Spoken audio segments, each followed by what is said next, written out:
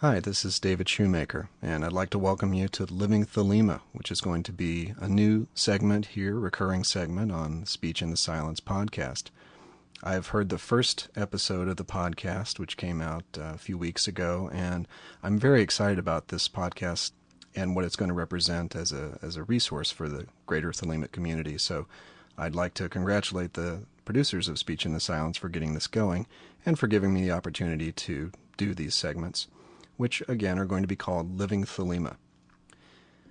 Now, the reason that I chose the name Living Thelema is that I've found, as I have looked around in the Thelemic community and the resources available online, in written form, and elsewhere, there's an awful lot of material that is historical, philosophical, theoretical, but I often find that what's missing is the kind of practical instruction that is really useful on a day-to-day level as we go through our lives, as we pursue our magical paths.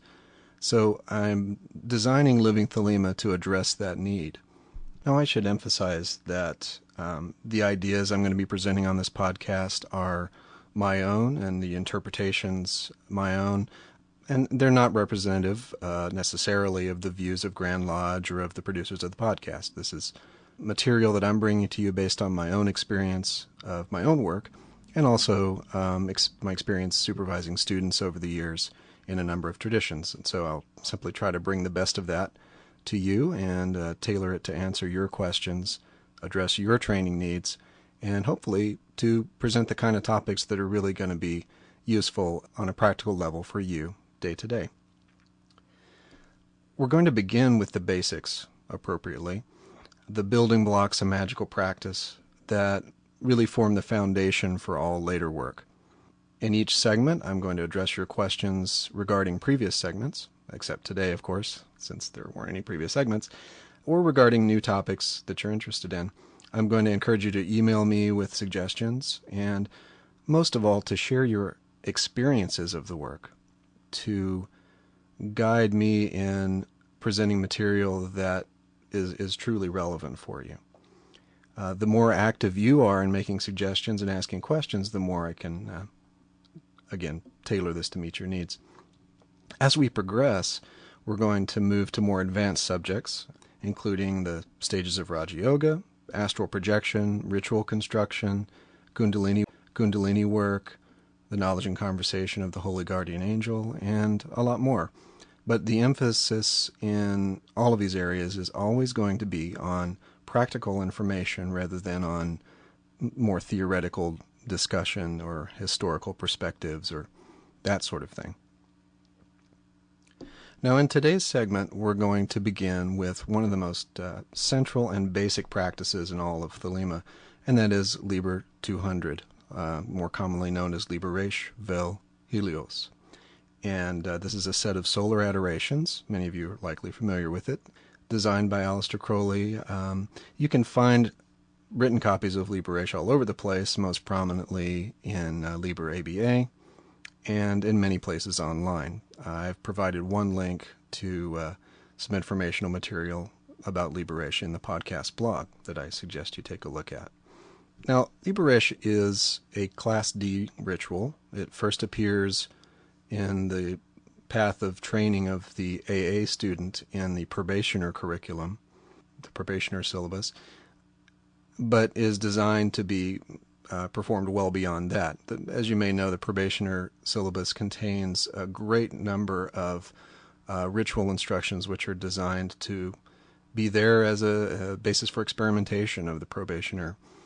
And it's certainly also appropriate that Liber Resh would be there because Crowley felt it was so central as a basic practice, and he assigned it to students early in their training, regardless of their AA affiliation. There are many benefits of performing Resh, as anyone who's done it can attest, but here are some of the basic things that people tend to get out of it and that Crowley intended for people to get out of it based on his own writings. Now, this ritual is written to be performed at the 4 stations of the sun during the day, the 4 primary stations. That'd be sunrise, noon, sunset, and midnight. And when you set aside those ritual practices each day, and when you punctually observe the ritual timing, one of the clear benefits of that is that you're going to be able to maintain mindfulness of your own magical path throughout the day. This is given as a basic result, but in terms of Crowley's thoughts on it, but I think, frankly, it's one of the most important, that in our mundane lives, when we are likely to be distracted by our work or our family responsibilities and not necessarily have our minds placed on the great work throughout the day, here is a practice that has that fringe benefit built right into it. So I think that's one basic thing. Second, there is a magical, symbolic, psychological identification with the sun, which many people find useful, stimulating, empowering. And finally, there are some who believe that there are direct energetic benefits of adoring the sun at these stations, that there is something about the timing of these exact placements of the sun and your orientation toward it that have literal physical and spiritual benefits. Now, I encourage some skepticism on this. Try it out and see what you think. That's a general statement I'd like to emphasize for this segment in general, which is, to try these suggestions out. Take what I say with a grain of salt, and don't assume anything is true until you've verified it yourself. Let's talk about some performance details. I'm going to go through the ritual in order as it would be performed, and stop and give you some suggestions on each of the components of the ritual. First, of course, let's take dawn as an example. You're going to want to face the appropriate quarter, face the east. The next instruction is to assume the grade sign. Now, there's a wide variation in the signs used here. Crowley's recommendations, I'll give in a moment, relate to the grade signs of AA. Now, it may seem that to give the grade signs, perhaps of grades beyond yourself, if you're an initiate, or maybe you're not even an initiate of AA and you feel a little funny giving AA grade signs, I want to encourage you that it's not presumptuous to do so. These grade signs, in addition to representing grades in a magical order, are emblematic of the stages of initiation and of the elements, and are entirely suitable for use here. Much like Crowley states, you may use the robes of AA when doing certain magical procedures without presumption, even if you're not of the corresponding grade. So, if you're an AA initiate, the sign of your grade may be used at all four quarters. Otherwise, Crowley's recommendations are as follows, and these are also listed in the podcast blog if you want to take a look at that. At dawn, face east, and you can use all four of the LVX signs. That is Osiris slain, Isis in mourning, the sign of Apophis and Typhon, and Osiris risen. Also, in practice, I find that it's just fine to use and magically effective to just use the sign of Osiris slain. At noon, you're facing south, and you're in a sign of fire known as the sign of Tum Aish Nath. And this is the sign you may have seen with the fingers of both hands forming an upward pointed triangle that's placed against the forehead. At sunset, you're facing west and giving the sign of air known as the sign of Shu, supporting the sky. This is standing erect, feet together, with the hands upstretched and the palms upward, as you'll see in many diagrams.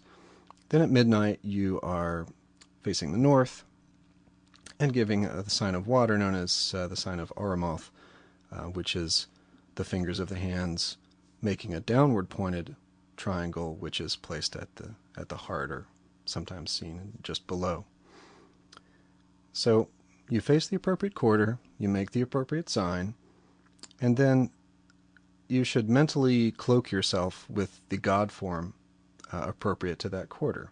Now, traditions on this vary as well, as you have probably seen in your work, but I teach the following.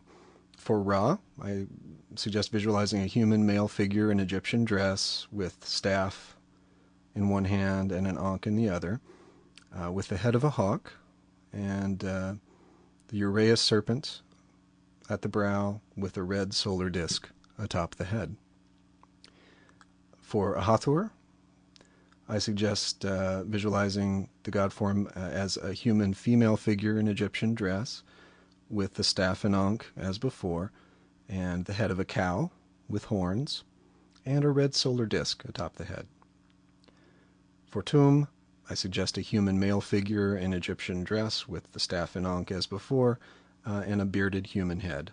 The stylized beard common in Egyptian paintings would be a good visualization there. And finally, for Kefra, I suggest cloaking the entire body with the god form of a scarab beetle, its arms upward, bearing the sun, the disk of the sun, usually visualized as the point within a circle glyph. Sometimes you will see recommendations to see a human figure with just the scarab head, but I usually recommend and use the full body scarab. Now, the next thing you do once you're in this sign, your physical body is in the sign of the grade. Your astral body, or at least your mental visualization, is of the deity in question. Then you recite the invocation that's appropriate for that quarter. And I'll recite the Dawn Invocation as an example here. Hail unto thee who art Ra in thy rising, even unto thee who art Ra in thy strength, who travellest over the heavens in thy bark, at the uprising of the sun. Tahuti standeth in his splendour at the prow, and Rahur abideth at the helm. Hail unto thee from the abodes of night.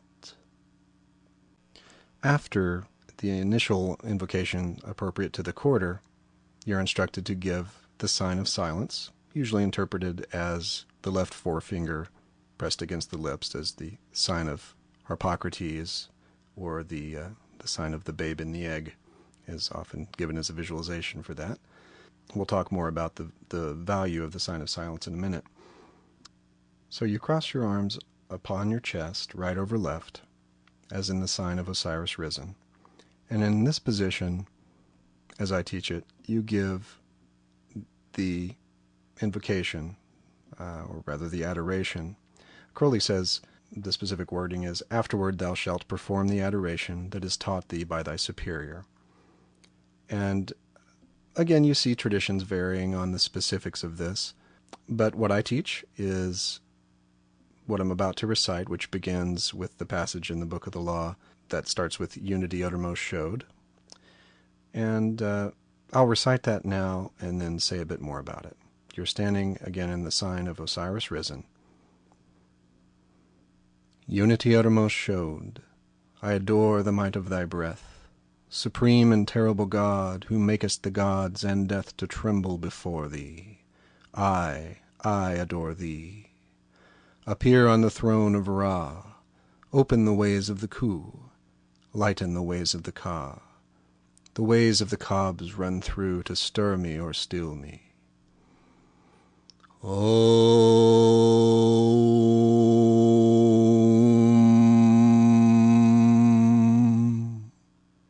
Let it fill me. The light is mine, its rays consume me. I have made a secret door into the house of Ra and tomb of Kefra and of Hathor. I am thy Theban O Mentu, the prophet Onkofnakonsu. By Besnamot my breast I beat, by wise Tanek I weave my spell. Show thy star splendor, O Nuit. Bid me within thine house to dwell, O winged snake of light, Hadit. Abide with me, Rahur Kuit. Now there's an awful lot you can do with this adoration that is not necessarily apparent on first observation or first working with it. And to my knowledge, it's not written down anywhere either. But what I'd suggest you do is look at the various places in this adoration that allow you to expand your consciousness into the various statements you're making. For example, when you are vibrating the Aum, and then moving on to the phrase, let it fill me. Of course, that was what I just demonstrated, a very full vibration of that sacred word. Once you've done that and said, let it fill me, breathe in, as you may have heard me doing, and visualize that you are being filled with the light you have just invoked, so that when you move on to the next phase, the next phrase, which says, the light is mine, its rays consume me, this is a reality for you, a spiritual, magical reality based on what you've just done in the adoration, rather than mere words. And then also at the end of the adoration, toward the end of the adoration, the last few verses beginning with show thy star splendor, O Nuit, there's an opportunity here to reinforce the Thelemic current within yourself by visualizing yourself as Ongof Nakonsu in the stele over the course of these verses. As you say, show thy star splendor, O Nuit, you can visualize yourself as Ongof Nakonsu standing under the arched body of Nuit. When you say, bid me within thine house to dwell, O winged snake of light Hadit, you can see the winged globe of Hadit as on the stele above you. And when you say, abide with me, Ra Horquit, see Ra Horquit on the throne, and synthesize the whole image of yourself as Ongof Nakonsu in the stele. So there's really a lot you can do with that adoration, as I said, way beyond simply reciting it. Now, in some traditions also, for this adoration, additional verses are added at later stages of the training, but for now, this, as I've just recited it, beginning with Unity Uttermost Showed and so on, is a good starting place, and that's just fine. After that adoration, give the sign of silence again.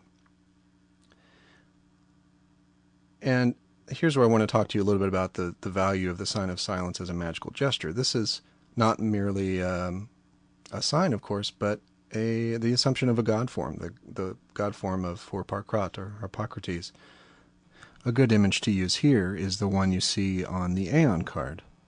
Now, I've found this to be a very valuable and powerful ritual gesture and god form in terms of sealing the aura, if you want to use that term. Replace it with the term of your choice if you find that one distasteful.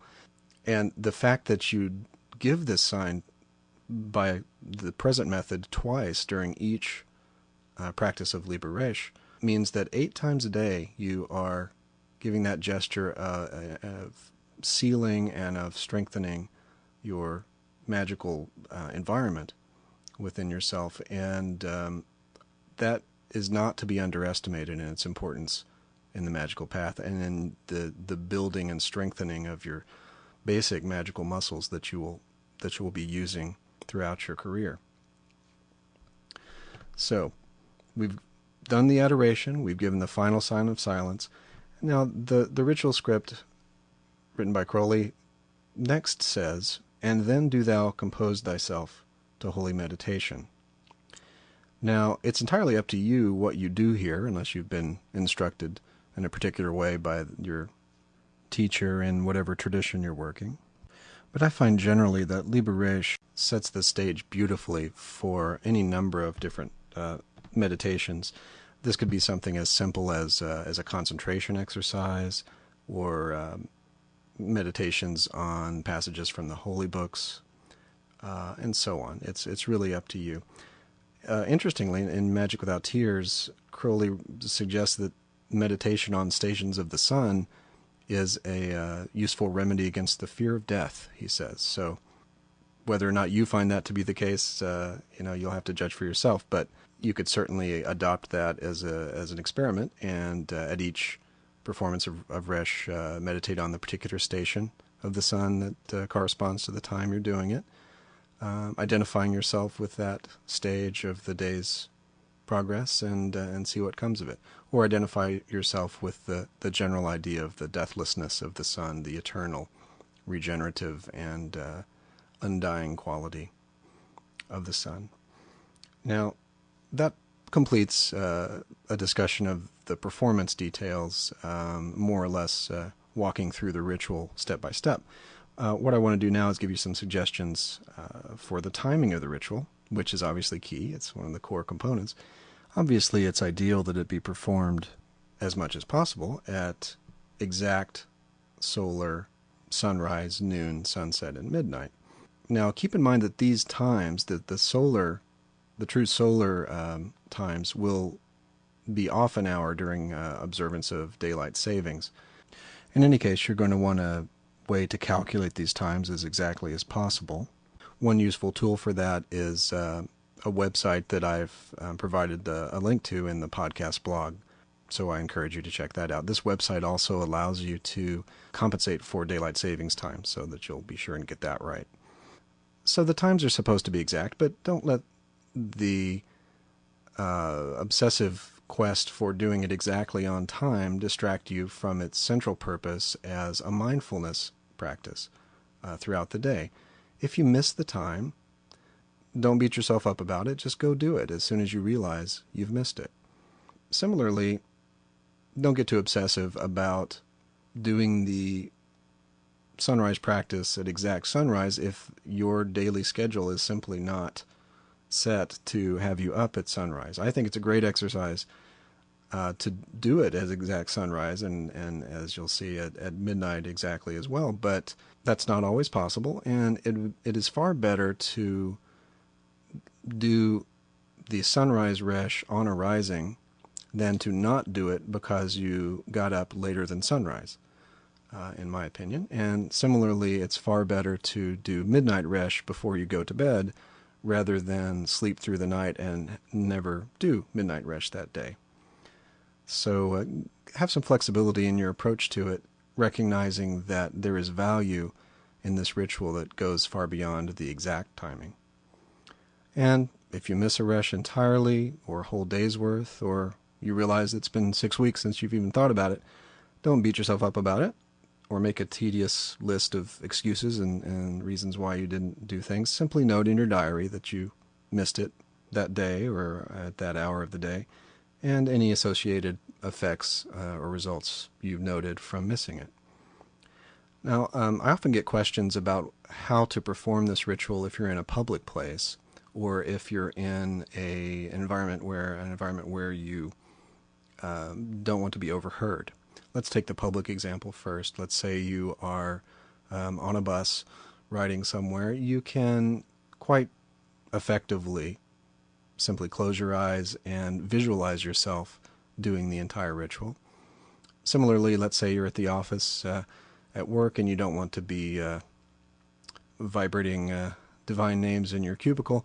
You can simply go to the bathroom and go in a stall and silently do it with the gestures in there. So that's far, far better than missing it and then being mad at yourself for not doing it.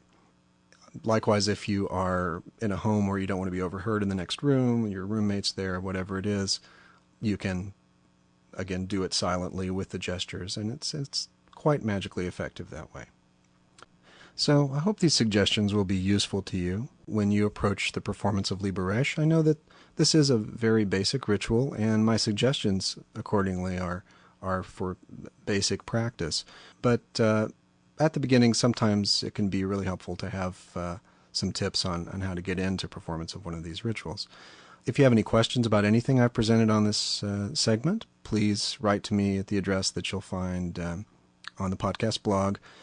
And likewise, as I said earlier, please feel free to share your suggestions for future segments, topics you'd like to hear about, or rituals you'd like to explore and get practical suggestions on. Again, I'd really like to thank you for listening, and I look forward to being with you for future segments. Thank you, Dr. David Shoemaker, for the Living Thelema future segments.